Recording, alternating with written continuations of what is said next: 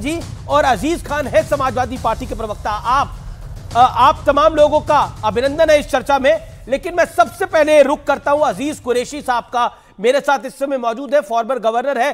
कुरैशी साहब, नमस्कार आपको, आपका अभिनंदन है हमारे कार्यक्रम में।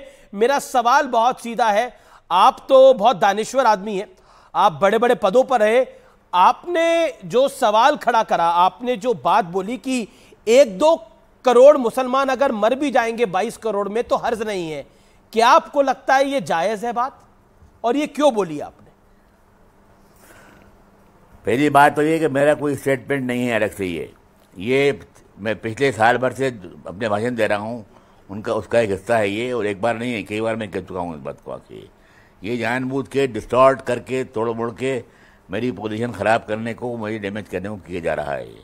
मैंने कहा था एक जलसे में जिसमें कई हज़ार लोग मौजूद थे और 20-25 लोग मुझसे पहले बोल चुके थे। जब बात की गई मुसलमानों की, तो मैंने ज़रूर कहा था कि मुसलमान आज वरीड है, परेशान है, मायूस है। क्यों? और उसकी क्यों परेशान है? उसकी उम्मीदें जो सेक्युलर नेताओं पे थीं वो आज ख़त्म हो गई हैं, क्योंकि उन नेताओं ने या तो बोलना छोड़ दिया है मुस्लिम मसाइल में, या बात बहुत धीमी कर दी है उन्होंने। इसलिए मुसलमान ये समझता है कि वो आज अकेला रह गया, कोई उसके साथ हमदर्दी करने वाला नहीं है। लेकिन इस हालात से मुकाबले करना चाहिए, लेकिन कुरैशी साहब मुकाबले करना चाहिए जी। और जी लेकिन आपने जो बात बोली, आप तो कांग्रेस पार्टी के वरिष्ठ नेता रहे। आप राहुल गांधी तो मोहब्बत की दुकान चलाने की बात करते हैं, कहते हैं मोहब्बत बिकेगी, मोहब्बत जो है मोहब्बत बांटेंगे हम। लेकिन आप कह रहे हैं कि देश भर में 22 करोड़ मुसलमान है, 1-2 करोड़ मर भी जाएंगे तो गम नहीं है।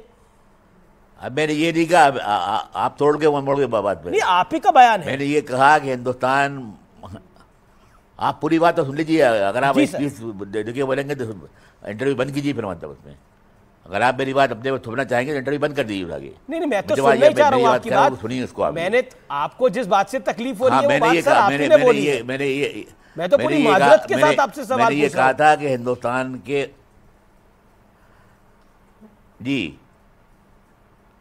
मैंने ये कहा था कि हिंदुस्तान के मुसलमान का मजहबी फरीज़ा है, धार्मिक कर्तव्य है कि वो देश का वफादार रहे जी, और देश पे कोई खतरा आए, चाहे वो अरब से हो या पाकिस्तान से हो, अफगानिस्तान से हो, चीन से हो, तो देश के बच्चे को अपना सर हिंदुस्तान की रक्षा के लिए कटा देना चाहिए। देश के बच्चे, हर इंसान को अपने खून का आखिरी कतरा देश की सुरक्षा के लिए बहा देना चाहिए, और देश की 1 इंच सरजमीन पर किसी भी ताकत का कब्जा नहीं होना चाहिए, चाहे वो अरब की आए या चीन की आए या पाकिस्तान की आए। मैंने ये कहा था। नहीं, और मैंने ये आपने कहा था तो ये भी कहा था, आपने तो ये भी कहा था कि ये जो मां नर्मदा की आरती कर रहे हैं, मां नर्मदा की यात्रा कर रहे हैं, ये भी गलत है। तो राहुल गांधी और प्रियंका गांधी वाड्रा का मंदिर जाना भी गलत है, इसका मतलब आपकी राय में? मैंने ये कहा था कि हिंदुस्तान की आज़ादी जो थी 1930 में जवाहरलाल नेहरू ने ये प्रतिज्ञा की थी कि हिंदुस्तान गरीबों का, किसानों का, मजदूरों का, मेहनत का शहबाम का मुल्क होगा। यहाँ पूंजीपतियों को, राजाओं, महाराजों, जमींदार, जागीरदारों और उद्योगपतियों को ख़त्म कर दिया जाएगा, और एक ऐसा नया निज़ाम, समाजवादी निज़ाम कायम किया जाएगा जिसकी तर्ज सोवियत रशिया की तरह की होगी, जहाँ मजदूर किसानों का राज होगा, लेकिन और बुनियाद पर हम हुकूमत कायम कुरैशी साहब, आप जिस तरह का बयान, कुरैशी साहब मेरा सवाल सुनिए, जिस तरह की आप बात कहते हैं सर, अधूरा रह गया है। कुरैशी साहब, आप जिस तरह की बात कहते हैं उस पे ही, उसकी वजह से तो कांग्रेस पे आरोप लगता है कि कांग्रेस, बीजेपी आरोप लगाती है कि कांग्रेस तुष्टीकरण की बात करती है, तुष्टीकरण का काम करती है। ये मेरा काम नहीं है कोई आरोप लगाए, मैंने जो कहा वो बता रहा हूँ आपको आगे। मैंने ये कहा था कि हिंदुस्तान के बच्चे को उस ख्वाब के लिए काम करना चाहिए जहाँ गरीबी, मजदूरी, बेरोजगारी का खात्मा हो सके। लेकिन आप तो मरने मारने की बात कर रहे हैं। आप कह रहे हैं कि आप ये बच्चों को तो आप ख्वाब दिखा रहे हैं कि देश भर में 22 करोड़ मुसलमान हैं, 1-2 करोड़ मर भी जाएंगे तो क्या फर्क पड़ेगा? पूरी बात होती मेरी अब नहीं, आप सुनना नहीं चाहते, मतलब ये नहीं, मैं सुनना हूँ, आप गुमराह करना चाह रहे हैं लोगों को, मतलब आप गुमराह करना चाह रहे हैं लोगों मैं को। क्यों गुमराह करूंगा सर? मैं तो आप ही की बात को सुना रहा हूं। मैं तो आप ही की आपने ये मैं आपसे सर मैं बहुत सम्मान करता हूं। आप बहुत वरिष्ठ हैं, आपकी उम्र अडवाणी जी के बराबर है और आप मतलब इतनी उम्र दराज आप व्यक्ति हैं और मैं आपसे बड़ा दिल की गहराइयों से ये सवाल पूछ रहा हूं। आप जैसा व्यक्ति इस बात को कह रहा है, जो गवर्नर बना इस शासन के अंदर, वो कह रहा है कि देश भर में 22 करोड़ मुसलमान हैं, 1-2 करोड़ मर भी जाएंगे तो गम क्या है? मैं भी आपको, अरे आप बात तो सुनने की, मैंने क्यों कहा था ये? क्यों कहा? मैंने कहा था कि मुसलमानों पे जो शक्तियां खिलाफ मुसलमानों के हैं, अगर वो उनको मारें, कत्ल करें, घर जलाएं, बच्चों को यतीम करें, सुहागनों का बेवा करें, तो मुसलमानों को अमन की खातिर, शांति की खातिर इस ज्यादती को मार लेना चाहिए और अपील करना चाहिए मुल्क में अमन कायम हो। और पर ये कहाँ हो रहा है जो आप बात कह रहे हैं? ये हो कहाँ रहा है? वो ताकतें, लेकिन वो ताकत बिहार में तो नागपंचमी के जुलूस पे पत्थर चले हैं सर, आपकी बात सुनने के बाद। वो ताकतें जो तय कर चुकी हैं कि मुसलमानों को इस मुल्क से निकाल के बाहर कर देंगी, भारत को एक मुस्लिम मुक्त देश बना देंगी और भारत को स्पेन की तरह मुसलमान का नाम निशान बाकी नहीं रहेगा, तो मुसलमान इन जातियों को बर्दाश्त करेगा, एक लिमिट तक बर्दाश्त करेगा, एक हद तक बर्दाश्त क्या जाती हो रही है? आप बार बार एक लाइन बोल रहे हैं, मुसलमान पे जाती हो रही है। क्या जाती हो रही है वो तो कृपया करके बताइए।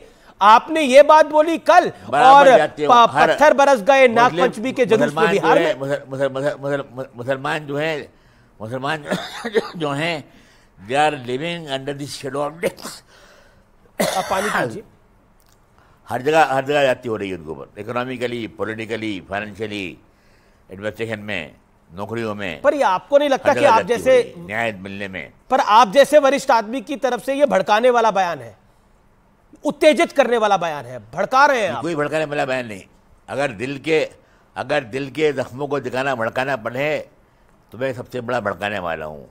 अगर ये कहना है कि हिंदुस्तान में अगर कोई खतरा आए तो अपनी जान कुर्बान कर दो, हर बच्चा मर जाए मुसलमान का और तिरंगा झंडे की आसमान शान नहीं हो ना पाए, अगर ये भड़काने वाला बयान है तो मैं भड़काया हुआ बयान दे रहा हूँ। अब आप अपनी बात को बदल रहे हैं।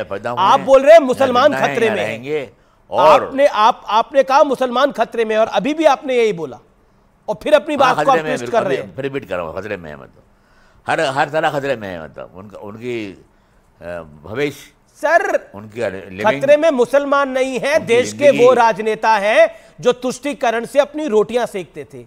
दिक्कत ये हो गई है जो आप सेक रहे हैं, मेरे ख्याल से। मैं तो सिर्फ देश की बात कर रहा हूं। मेरे हिसाब से तो मेरे देश के अंदर हिंदू, मुसलमान, सिख, ईसाई सब प्यार से रह रहे हैं। अच्छा ये बताइए, आप मुसलमानों के इतने बड़े रहनुमा बन रहे हैं, 72 के 72 फिरके मुसलमानों के किस देश में देखने को मिलते हैं? 72 के 72 फिरके किसी इस्लामिक देश में नहीं है, सिर्फ हिंदुस्तान में है। और हिंदुस्तान में किस लिए ये आपको भी पता है और मुझे भी पता है। मैं कोई काजी मुफ्ती नहीं हूं जो आपके ऊपर फतवा दूं। मैं आपसे इतना ही कहना चाहता हूं कि मैंने ये कहा था जी कि मुसलमानों को सबसे आगे आकर देश की सुरक्षा करना चाहिए और देश के विकास के अंदर योगदान देना चाहिए। तो ठीक है सर, आपने अपनी बात को रखा, आपने अपनी बात को रखा, आपने हमें समय दिया, आपका बहुत बहुत धन्यवाद। लेकिन मुझे लगता है कि भारत एक सुरक्षित देश है, यहाँ पे किसी भी धर्म के लोग असुरक्षित नहीं है। मेरा निवेदन है कि हम देश के अंदर प्रेम की भावना को बढ़ाएं, ना कि नफरत की भावना को बढ़ाएं। ये मेरा प्रयास रहता है हमेशा। मेरे साथ डॉक्टर अजय आलोक इस समय। सर जी, सर आप अपनी बात को रखिए पूरा। सर बोलिए कुरैशी साहब।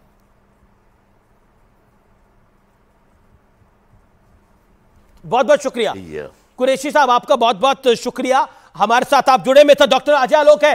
Doctor Ajay Alok, your first reaction to this is the biggest exclusive